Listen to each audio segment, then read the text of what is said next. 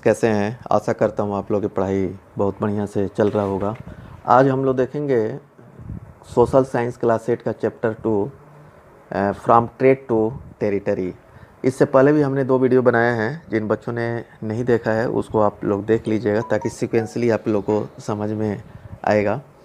और जिन बच्चों ने चैनल को सब्सक्राइब नहीं किया है कृपया चैनल को सब्सक्राइब कर लीजिएगा ताकि वीडियो आप लोगों को टाइमली मिलता रहेगा और आप लोगों के टाइम जो है टाइमली पढ़ाई होता रहेगा और मेरे को भी मोटिवेशन मिलता रहेगा।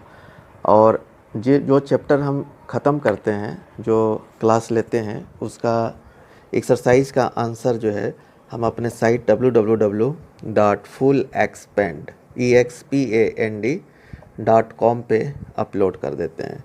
वहाँ से जाकर के आप लोग जो है लिख सकते हैं और टाइमली अपनी पढ़ाई कर सकते हैं। इस वीडियो में हम लोग देखेंगे, इस क्लास में हम लोग देखेंगे कि East India Company begins trade in Bengal. Bengal में जो है ईस्ट इंडिया कंपनी अपना ट्रेड जो है एक ऑर्गेनाइज्ड वे में स्टार्ट किया। ठीक है, 1600 में उन्होंने जो है ईस्ट इंडिया कंपनी का जो है चार्टर ले लिया था और फिर लेने के बाद जो है इंडिया में आ गए, लेकिन ऑर्गेनाइज्ड वे में उन्होंने बंगाल से स्टार्ट किया। तो the first English factory was set up on the bank of the river Hooghly in 1651। 1651 में जो है पहला जो है उनका फैक्ट्री जो है सेटअप हुआ वेस्ट बंगाल में।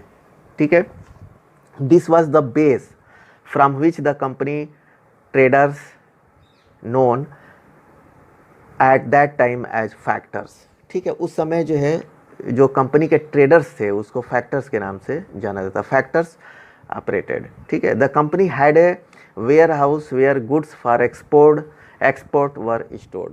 तो इस यहीं पे जो है उनका सेटलमेंट हुआ था और यहीं से जो है कंपनी जो है उनका वेयर हाउस था जहाँ से वो एक्सपोर्ट करते थे। तो एक्सपोर्ट करने के लिए जो भी उनके पास आइटम्स थे वो वेयर हाउस में रखते थे।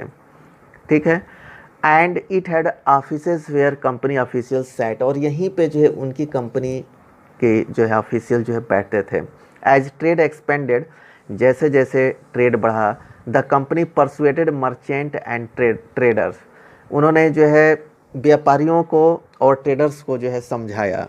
ठीक है, कि come up and settle near the factory, आप जो है फैक्ट्री के आसपास ही सेटल हो जाए क्योंकि ट्रांसपोर्टेशन में इजी रहेगा। ठीक है, और इजीली जो है एक्सेस भी हो पाएगा। By 1696 it began building a fort around the settlement. अब जो है यहाँ पे इन्होंने एक सेटलमेंट तो बना लिया था, लेकिन और जो है उसको फोर्टिफाई करने के लिए और स्ट्रेंथन करने के लिए इन्होंने क्या किया, 1696 में जो है बिल्डिंग जो है बनाना लगे। Began building a fort around the settlement. Settlement के अराउंड में जो है बिल्डिंग्स बनाने लगे और फोर्ट बनाने लगे, मतलब उसको 4 दीवारी से घेरने भी लगे। 2 years later it bribed Mughal official into giving the company.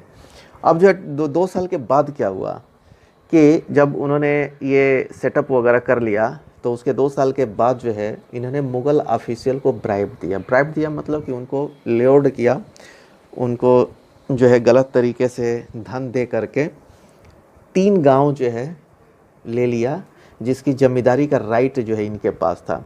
2 years later it bribed Mughal officials into giving the company's zamindari right over over 3 villages, मतलब कि 3 विलेज के जो है जमींदारी की राइट जो है इन्होंने ले लिया। ठीक है, जब जमींदारी का राइट ले लिया तो one of this was Kalikata. ठीक है, उस समय जो है एक जो है कैलिकटा था, which later grew into the city of Calcutta, जो बाद में जो है इतनी बड़ी सिटी जो है कैलकाटा बन के उभरी, और अभी जो है उसको कोलकाता बोलते हैं as it known today. It also persuaded the Mughal emperor Aurangzeb, और इन्होंने ईस्ट इंडिया कंपनी ने क्या किया, उन्होंने मुगल इम्परर औरंगजेब को जो है परसुएड किया, उनको समझाया कि issue a farman granting the company the right to trade duty free, कि कंपनी जो है ड्यूटी फ्री जो है ट्रेड करेगी। तो वो जो है औरंगजेब को उन्होंने समझा लिया कि आप एक फरमान जारी कर दीजिए कि कंपनी से कोई भी जो है ट्रेड ड्यूटी जो है नहीं लिया जाएगा। फरमान क्या होता है, फरमान उस समय जो है जो राजा जो आर्डर पास करते थे उसको जो है फरमान बोला जाता है। ए रॉयल एडिक्ट, ए रॉयल आर्डर, रॉयल आर्डर को जो है फरमान बोला जाता था।